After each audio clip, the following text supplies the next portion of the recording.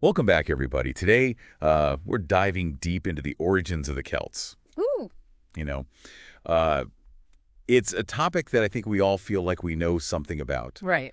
But as we dug into the source material you guys sent, Yeah. especially the interview with Dr. Rachel LePope, wow, she is an expert. She really is. We realized there's a lot more to the story than you might think. Definitely. For example, and this is something that really blew my mind, Okay. their story, it doesn't actually begin in Ireland or Scotland, No. like we often think of with the Misty Hills and all that. Exactly. It actually starts much further east Huh. in what is now central France. Yeah, and one of the most interesting things is that, we tend to think of the Celts as this big, powerful empire, like the Romans. Right, right. But early Celts, they weren't like that at all. So not like a, centralized government or anything. Not even close. More like, think of them as a network of interconnected communities. Okay. Spread across Europe. So they had shared cultural elements, but they also had their own distinct traditions and social structures. Exactly like a giant family reunion. Okay, I like that analogy. But instead of potato salad and awkward conversations, Wow. you've got exotic goods and fascinating cultural exchanges happening. Yeah, that actually reminds me of something that came up in the source material about their burial traditions. Oh, yes, absolutely. Those are so revealing. Really highlight how mobile and interconnected they were. Right? Exactly. Because you find these elaborate burials featuring wagons, Oh, yeah. which, symbolize travel and trade. Of course. And alongside these wagons, you find goods from all over, like amber from the Baltic Sea Wow. and ivory from North Africa. Incredible. I mean, talk about well-traveled. They were definitely on the move, and it's clear they were really eager to connect with other cultures. Yeah, absolutely. It's like they weren't afraid to reach out and explore. And it wasn't just about, trading goods either. They seem to have actively sought out interactions with other civilizations. Right. And I think a perfect example of this is the founding of Marseille, Oh, yes, in southern France. right around 600 BC. Now, this story is fascinating. It really is. You know the story of the Celtic chieftain's daughter who chooses a Greek leader as her husband? It's like a real-life Romeo and Juliet, I was just thinking that. but with a lot more political maneuvering and less tragic ending. Right, happily ever after for these two cultures coming together. Exactly. And it really shows how willing they were to engage with the wider world. Yeah, and to forge alliances. Yeah, that benefited them both politically and economically. It's like they saw the value in collaborating and learning from others. Absolutely. And it challenges that stereotype of the Celts as solely focused on warfare. Right, they were clearly much more nuanced than that. Oh, Mom. And speaking of nuance, this is where it gets really interesting. Okay. The role of women in their society. Oh, yeah. This is fascinating. And I think it might surprise some people. It definitely does. Because women held positions of power. They did. And we're not just talking about symbolic roles here. The archaeological evidence suggests that women wielded genuine authority within their communities. I mean, real power. Real power. And there's no better example of this than the remarkable burial of a woman at Vix. Oh, yeah. Dr. LePope talks about this in detail. Which he does. Okay, so imagine you're excavating a grave Ah, and you find a massive gold torque, wow. which was a symbol of authority in Celtic society. I see.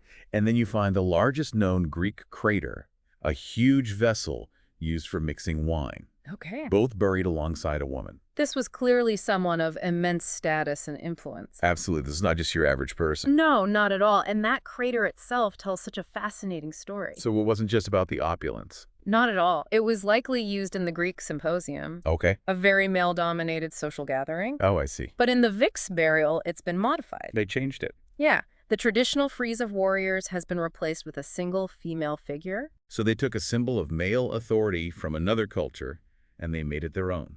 Exactly. They transformed it to reflect their own values.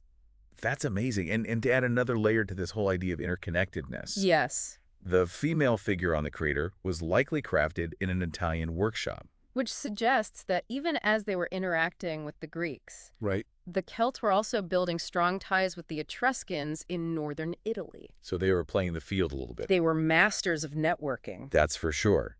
And believe it or not, This sets the stage for a major turning point in the Celtic world. This is where things start to get a bit more dramatic, right? Well, around 540 to 530 BC, there's evidence of significant upheaval, Oh. including a catastrophic fire at the Hunenburg. Now, this wasn't just any settlement, right? No, the Hunenburg was a major hub of early Celtic culture, known for its impressive fortifications and trade connections. So this fire was a big deal. It was a huge deal, and it seems to coincide with a shift in Celtic culture. We start to see a move towards a more militaristic society, especially among groups who migrated north. So you can almost see a dividing line in their history. Yes, with the opulent Mediterranean-influenced burials of the earlier Celts giving way to austere graves dominated by weapons. Okay, so pretty stark contrast. It really makes you wonder what might have sparked this change. Right. Was it internal pressure competition for resources? Possibly, or maybe, as Dr. LePope suggests, the influence of these newer, more aggressive groups who were pushing their way into Celtic territories. It's like a ripple effect across their world. It really is fascinating. It is. Yeah, and this shift in their culture, it wasn't just reflected in their, material culture, like their burials. Right. It seems like their way of identifying themselves might have changed too. Okay. Aristotle, writing in the 4th century BC, makes this interesting distinction Okay. between the Keltoi, the more traditional, convivial Celt, Right. and then the Galatai, whom he describes as these fierce warriors. So are we talking like two totally separate groups here? Well, that's where it gets a bit tricky. Okay. See, the archaeological evidence, it paints a more complex picture. Okay. These warlike Celts, it doesn't seem like they were invaders from outside. So they weren't like a completely different group. Right. They seem to have emerged from within Celtic society. Okay, so maybe driven by, these internal power struggles? Exactly. Competition for resources, maybe even pressure from these newer, more aggressive groups. So it's like the Celts were caught between these two worlds, their traditional ways, and this emerging warrior culture. It's a fascinating dynamic. And this internal tension. Yeah. Maybe that explains why some Celts in Gaul started to distance themselves from the Greeks. Possibly. And solidify their alliance with the Etruscans instead. Yeah, they were definitely choosing sides in a world that was rapidly changing. Yeah, it's like everyone had to pick a team. Right, and it's the strategic alliance with the Etruscans that really sets the stage for one of the most infamous events in Celtic history. I'm guessing you're talking about the sack of Rome.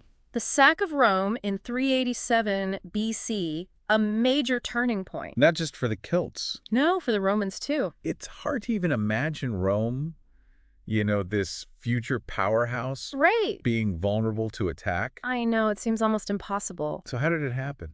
Well, a group of these Galatai Celts, known as the Senones, they had migrated into northern Italy, Okay. and they were laying siege to the Etruscan city of Clusium. Clusium. Now, the Etruscans, they couldn't repel them on their own. So they needed help. They appealed to Rome. And of course, Rome, with their military might. Of course. They decided to intervene.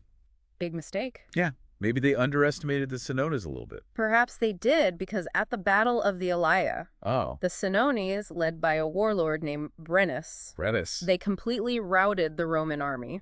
Wow. It was a decisive victory, and it opened the way for their march on Rome. So they captured Rome. They did, and they occupied it for 7 months. 7 months. That's a long time. It was a long time and a monumental humiliation for the Romans. Yeah, I can imagine. So what happened during the occupation? Well, the accounts are a mix of history and legend. Okay. But they paint this picture of a city in chaos. Oh, wow. The Senones, they looted and plundered. They demanded a massive ransom for Rome's liberation. It must have been terrifying for the Romans. And there's even this story about Brennus throwing his sword onto the scales during the weighing of the gold. No way. And declaring, Vae victis. What does that mean? Woe to the vanquished. Talk about adding insult to injury. I know, it's a powerful image, and you can really sense that Roman shame and anger just brewing beneath the surface. Yeah, they must have been furious. They were, and the sack of Rome, it had a profound impact on both the Celts and the Romans. So it changed both of them.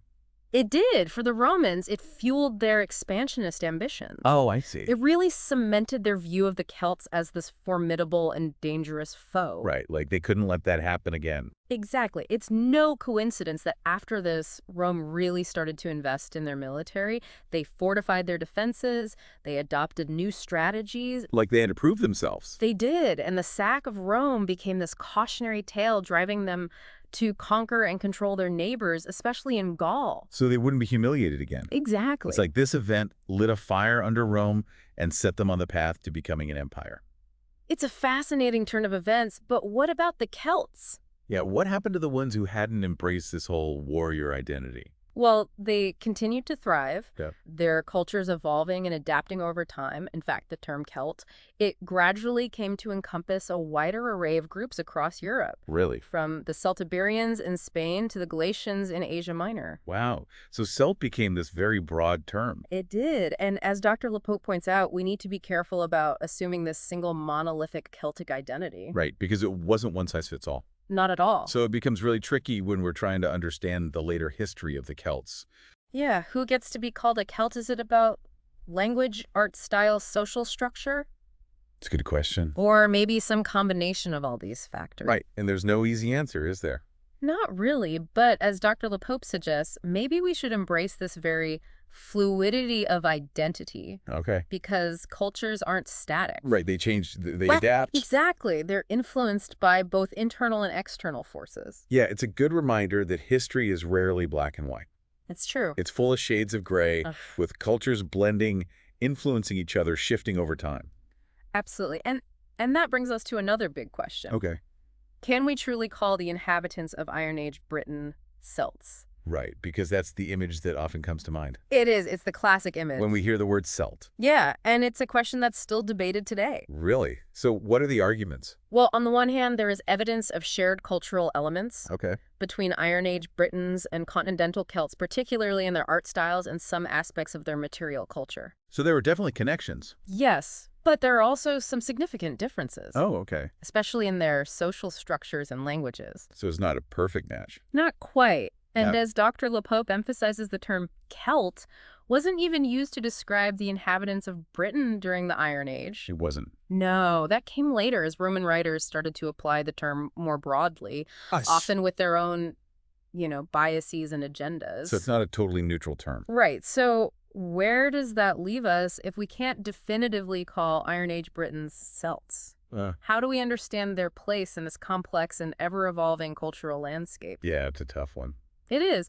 But maybe the answer lies in recognizing that identity is rarely straightforward. Okay. The people we call Celts, they weren't a single homogeneous group. Right. They were a collection of diverse communities connected by this web of shared traditions, beliefs, and practices. Like a big extended family. Exactly. And those connections, they changed and evolved over time, influenced by migration, trade, conflict, interaction with other cultures.